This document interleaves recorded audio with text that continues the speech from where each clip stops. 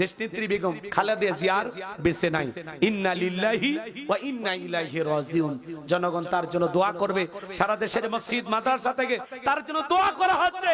উনি যেদিন অসুস্থ হয়ে হাসপাতালে ভর্তি হয়েছেন সেদিন থেকেই দেশের মানুষ তার জন্য দোয়া করতেছে। কথা বলেন ঠিক কিনা? তবে আমরা শুনতে পাচ্ছি উনি নাকি মারা গেছেন।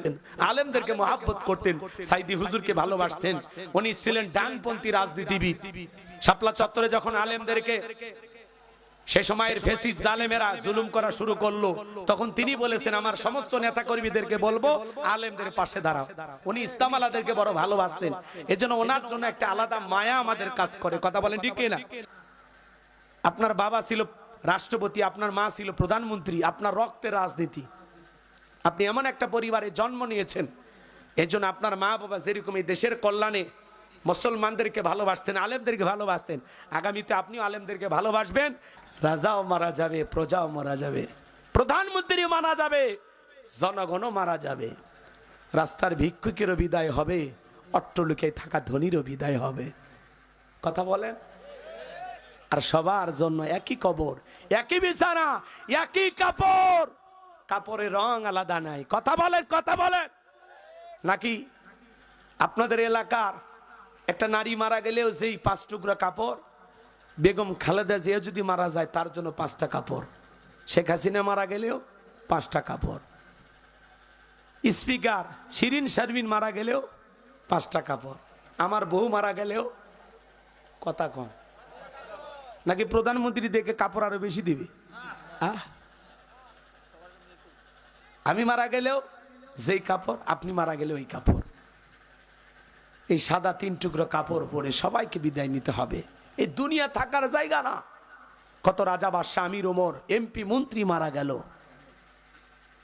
কিন্তু বাজান মৃত্যুটা ভালো হওয়া লাগবে শরীফ ওসমান হাদির মতো, যাতে মানুষ আপনার জন্য কেঁদে কেঁদে দোয়া করে। কথা বলেন?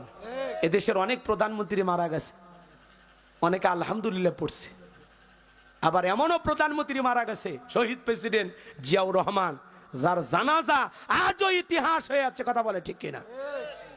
ওনার ম্যাডাম বিদায় নিলেও এ দেশে সবচেয়ে বড় জানাজা হবে। কথা বলেন?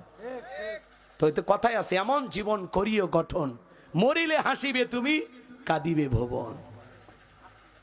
এ দুনিয়া থাকার জায়গা না। যুবক, আজকে রং তামাশায় মেতে আসো। এখন চামড়া টাইট করতেছ, আল্লাহর সাথে ফাইট। যখন হবে চামড়া ঢিল, তখন দিবে আল্লাহর সাথে মিল। তোর ঢিল চামড়া নিয়ে আল্লাহ কি করবে? কথা কন? তোর এই দুর্বল শরীরটা আল্লাহ কি করবে? এমনি বয়স্ক ভাতা ওয়াজিব, তোরে দিয়ে কি হবে? আল্লাহ তো চাইতেছে এই টাইট সময়ের ইবাদতটা, এই যৌবন কালের এই সুন্দর ইবাদতটা। কথা বলে না কেন? 70-80 বছরের মুরব্বী চাচা যদি বলে চাচা 2000 টাকা দিব পৌষ মাস মাঘ মাস, যান না পুকুর থেকে একটু গোসল করে আসেন, বলবে ভাতিজা পুকুর থেকে গোসল করে আসিয়ে 2000 টাকা নেওয়ার মতো শক্তি থাকবে তো? কিন্তু একটা যুবককে যদি বলা হয় যুবক 2000 টাকা দিব, এই মুহূর্তে পুকুর থেকে গোসল করা, বলে হুজুর কাপড় খুলছি টাকা বের করেন। কারণ যুবকের একটা পাওয়ার আছে, স্পিরিট আছে। কথা বলেন? যে দেখলেন না ঝালুকাঠি জেলা এক চাচা বাজি ধরছে 500 টাকা, পুকুরে 100টা ডুব মারবে, 61টা ডুব দিবে, যা চাচা মরিয়েই গেছে। তাহলে বোঝো মুরব্বী চাচা, চাচিমা যদি গরম পানি করে দেয়, এই শীতের দিনে ওযু আছে নামাজ আছে। চাচিমা যদি গরম পানি না করে দেয়, চাচার ওযুও নাই নামাজও নাই। কথা বলেন? আর যুবক এই ঠান্ডা পানি দিয়ে ওযু বানায়া মসজিদে যাবার ক্ষমতা যুবক ভাইদের আছে না? না। মুরব্বী চাচা লাঠি ধরে মসজিদে যাইতে যাইতে জামাতি শেষ, আর যুবক 1-1.5 মিনিট লাগে না মসজিদে যাইতে। কথা বলেন ঠিক কিনা? তাহলে যুবক এই যৌবনকালে ইবাদত করতে হবে কার? হযরত আলী রাদিয়াল্লাহু তাআলা বলেন, তোমরা যৌবনের তাড়নায় গুনাহ করো, একদিন তোমাদের যৌবন থাকবে না, আমলনামায় গুনাহ ঠিকই লেখা থাকবে। কথা বলেন ঠিক কিনা? চাচা আপনি মনে করছেন সব দোষ যুবকদের, না চাচা, এক সময় আপনিও যুবক ছিলেন। 25 বছর 22 বছর বয়স আপনারও ছিল। ওই সময় ওই যে সয়ালা নৌকা চড়ে, ওই যে আম বাগানের ওই সাইডে, ওই যে সেদিন পার্কে কারণে ওই যে চা বাগানের, কথা কয় না কে? সাথে কে যেন ছিল চাচা? হ্যাঁ, ওই দিনের ভিডিও ফেরেশতাদের কাছে এখনো আছে। কথা কয় না? কথা কয় না? যুবক কারে নিয়ে পার্কে হাত ধরে বসেছিল, কথা কয় না কে? কার পেছনে গোলাপ ফুল নিয়ে ঘুরছো? 14ই ফেব্রুয়ারি কারে ভালোবাসার প্রস্তাব দিয়েছো? বৈশাখের দিনে কার ওড়না ধরে টান দিয়েছ? পৃথিবীর কেউ না দেখলে একজন দেখেছেন, তিনি কে? ওই ভিডিও ফেরেশতাদের কাছে আছে। রাত 2টা কার জানালায় গিয়ে গল্প করলি? কথা কয়, হ্যাঁ, কারে যেন রাতের বেলা মিস কল দিয়ে ভিডিও কলে কথা বলো, কথা কয় না কেন? আছে না নাই? আছে না নাই? হে যুবক, এই যৌবন কালে গুনাহ করা যাবে না। শয়তান ধোঁকা দিয়ে চাইবে গুনাহ করায় নিতে, কিন্তু নিজের নফসকে বলতে হবে না যে জায়গায় দাঁড়িয়ে গুনাহ করতেছো পৃথিবীর কেউ না দেখলে একজন দেখতেছেন, তিনি কে? ইন্নাল্লাহা লাতীফুন খবীর। গোপন প্রকাশের খবর আছে কার কাছে? জোরে বলেন, কার কাছে? এই পৃথিবীর জমিনে যৌবনের পরীক্ষা দিয়েছিলেন আল্লাহর নবী ইউসুফ আলাইহিস সালাম। জুলেখা একটা গোপন রুমের ভিতরে নিয়ে যায়া প্রত্যেকটা দরজায় তালা মারছে। কাছে যায় বলে, দিরে বলো জ্বালা রে। পাঞ্জাবিওয়ালা হুজুর তো কিছুই বোঝে না, হুজুর সবই বোঝে, নারীর ছলা কলা বোঝে না। জুলেখা কাছে আসে আর ডেকে বলে, ইউসুফ তুমি দেখতে ভারী সুন্দর। ইউসুফ আলাইহিস সালাম ডেকে বলে, জুলেখা আমাকে যে আল্লাহ সৃষ্টি করেছে সে আল্লাহকে ভয় করো। জুলেখা নিজের কাপড় গুলো ছিঁড়ে ছিঁড়ে দেবতার মুখগুলো ঢাকতেছে। ইউসুফ আলাইহিস সালাম ডেকে বলে, কাপড়ে ঢাকিলে তুমি দেবতার মুখ, কি দিয়া ঢাকিবা তুমি বিধাতার মুখ? জুলেখা কাছে আসে আর ডেকে বলে, ইউসুফ তোমার চোখ দুটা ভারী সুন্দর। ইউসুফ আলাইহিস সালাম ডেকে বলেন, এই চোখ যে আল্লাহ সৃষ্টি করেছে সে আল্লাহকে ভয় করো। ইন্নী আখাফুল্লাহ। অন্তরে পয়গাম্বর আল্লাহর ভয় নিয়ে ডেকে বলে, আল্লাহ জুলেখার মনের অবস্থাকে আমি বুঝতে পেরেছি। ও আল্লাহ, একমাত্র আপনি পারেন আমাকে এখান থেকে মুক্ত করার ব্যবস্থা করে দিতে।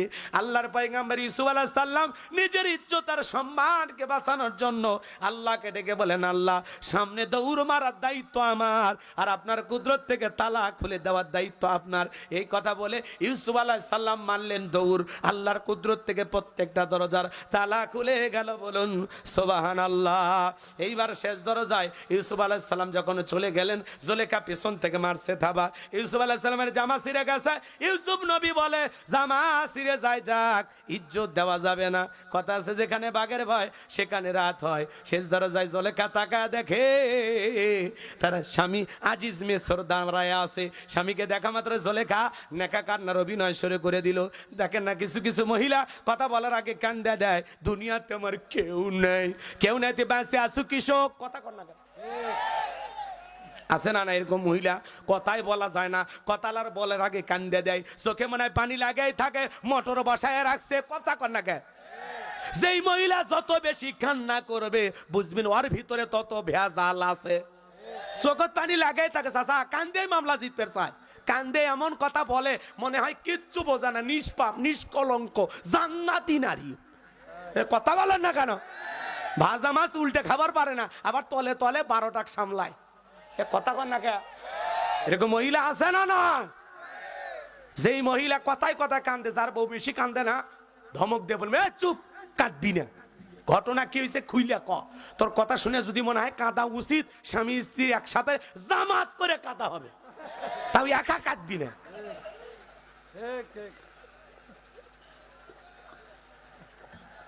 বউকে বলবে, সব কাঁদা তুই একাই কাঁদিস না, আমারও কিছু কাঁদতে দে। কথা হ্যাঁ, কিছু কিছু মহিলা, হ্যাঁ চাচা, হ্যাঁ চাচা এবার সেই খুশি করছে, জাগ দিচ্ছে। চাচা মহিলাদের ওয়াশরুম বেড চাচ্ছে। মহিলা মা বোন যারা বসে আছেন, মা 4টে আমলে আপনাদের 8টা জান্নাতের দরজা খোলা।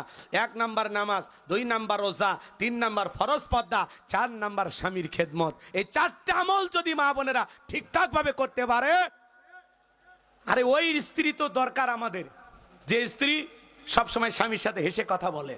স্বামী যদি রাগ করে, স্বামীর হাতটা ধরে বলে, যতক্ষণ না তুমি আমার ওপর খুশি না হয়েছে ততক্ষণ আমি হাত ছাড়বো না। কথা বলেন, তুমি খুশি না হওয়া পর্যন্ত আমি আজকে ঘুমাবো না, তুমি খুশি না হওয়া পর্যন্ত আমি খাবো না। এইরকম বউ দরকার। আসসালামু আলাইকুম প্রিয় ভাই ও বন্ধুরা, ভিডিওটা শুরু থেকে লাস্ট অবধি দেখার জন্য অনেক অনেক ধন্যবাদ। এরকম নিত্য নতুন সুন্দর সুন্দর ওয়াজ পেতে হলে আমাদের চ্যানেলের সাথে থাকবেন, আমার চ্যানেলটা সাবস্ক্রাইব করে আমার পাশে থাকবেন। আর নিত্য নতুন ভিডিও প্রতিদিন আপনাদেরকে উপহারের জন্য নিয়ে আসবো। তা সবাই ভালো থাকেন, সুস্থ থাকেন, বিদায় নিচ্ছি। আল্লাহ হাফেজ, আসসালামু আলাইকুম।